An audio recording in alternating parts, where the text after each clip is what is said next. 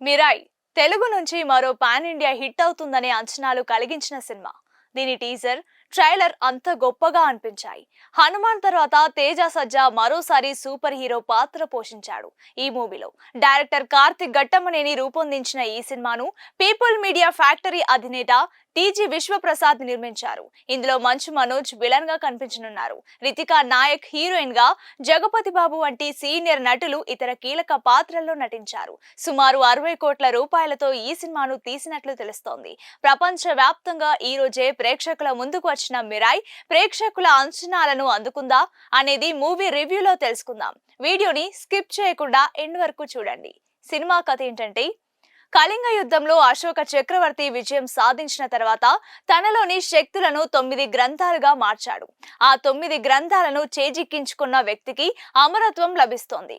అలాంటి అపూర్వమైన గ్రంథాలకు ప్రపంచాన్ని శాసించాలనే దుష్టబుద్ధి కలిగిన మహావీర్ లామా అంటే మంచు మనోజ్ కారణంగా ముప్పు ఏర్పడుతోంది.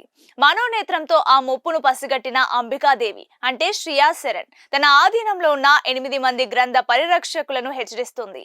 అయితే 9వ గ్రంథాన్ని రక్షించుకునేందుకు అవసరమైన మిరాయ్ అనే ఆయుధాన్ని సాధించుకునేందుకు తన సొంత కొడుకు వేద అంటే తేజ సజ్జాను త్యాగం చేస్తోంది. అనాథగా పెరిగిన వేదను విభా అంటే రితికా నాయక్ ఎందుకు వెతుక్కుంటూ వెళ్ళింది?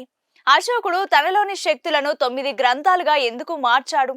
9 గ్రంథాలను చేజిక్కించుకొని అమరత్వాన్ని సాధించాలనే కోరిక మహావీర్కు ఎందుకు కలిగింది? పసిగుడ్డు వేదను అంబిక వదిలేయడం వెనుక కారణం ఏంటి? అంబిక ఆధీనంలో 8 గ్రంథాలు ఎందుకున్నాయి? మహావీర్ లామా దృష్టిడిగా మారి బ్లాక్ స్వాడ్ పట్టేందుకు జరిగిన సంఘటన ఏంటి అనే ప్రశ్నలకు సమాధానమే మిరాయి సినిమా కథ. మూవీ ఎలా ఉందంటే, అశోకుడు చేసిన కళింగ యుద్ధం నాటి పాయింట్ ఎంచుకుని సోషల్ ఫ్యాంటసీ ఎలిమెంట్స్ జోడించి దర్శకుడు కార్తిక్ ఘట్టమనేని రాసుకున్న కథనాలు బాగున్నాయి. అయితే సింపుల్ కథకు టెక్నికల్ ఎలిమెంట్స్ జోడించి తెర మీద పవర్ఫుల్ గా మార్చిన తీరుకు అభినందించాల్సిందే. కానీ అనుసరించిన కథనం బాగుంది. కానీ మధ్యలో కామెడీ కోసం ప్రయత్నించి జొప్పించిన సీన్లు మాత్రం సినిమా ఫ్లోకు, ఎమోషన్స్ కు అడ్డుకట్ట వేశాయని చెప్పాలి. దర్శకుడు కిషోర్ తిరుమల ట్రాక్ బాగుంది, కానీ ఈ సినిమాకు అవసరం లేదనే ఫీలింగ్ కలుగుతోంది. అలాగే వెంకటేష్ మహాతో చేయించిన సీన్లు కథ వేగానికి బ్రేక్ వేయడమే కాకుండా సినిమాను కొత్త పొల్యూట్ చేసిందని చెప్పొచ్చు. ఇక ఈ సినిమాకు కార్తిక్ వన్ మ్యాన్ షో అని చెప్పాలి. ఈ చిత్రంతో కొత్త వరల్డ్ ను క్రియేట్ చేసిన తీరుకు ప్రశంసలు అందించాల్సిందే. సినిమాపై హైప్ పెంచడానికి, మరో మెట్టు ఎక్కించడానికి ప్రభాస్, రానాను వాడుకున్న తీరు దర్శకుడిగా అతడి మార్కెటింగ్ విజన్ కు అద్దం పట్టింది. ఇక ప్లస్ పాయింట్స్ ఏంటంటే, మొదటిగా దర్శకుడు కార్తిక్ ఘట్టమనేని ఎంచుకున్న కథ, తన విజన్ ఈ సినిమాలో గ్రాండ్ గా కనిపిస్తాయి. ఒక ఇంట్రెస్టింగ్ నేపథ్యాన్ని తాను ఎంచుకొని ఒక గ్రాండ్ ట్రీట్ ఇచ్చే ప్రయత్నం తాను చేయడం హర్షణీయం. అలాగే తేజ సజ్జా రోల్ నీట్ గా వెళ్తోంది. తన అడ్వెంచరస్ ప్రయాణం, అందులోని సవాళ్లు నీట్ గా డిజైన్ చేసుకున్నారు. తన పాత్రకి తేజ సరిగ్గా కుదిరాడు. మంచి లుక్స్ అండ్ ఎమోషన్స్ ని తాను పండించాడు. యాక్షన్ పార్ట్ లో అయితే అదరగొట్టాడని చెప్పొచ్చు. అలాగే మంచు మనోజ్ ఈ పాత్రను ఎందుకు ఎంచుకున్నాడో సమాధానం ఈ సినిమాలో గట్టిగా కనిపిస్తోంది. తాను ఈ సినిమాలో రోల్ ని చాలా ఛాలెంజింగ్ గా కూడా చేశారు.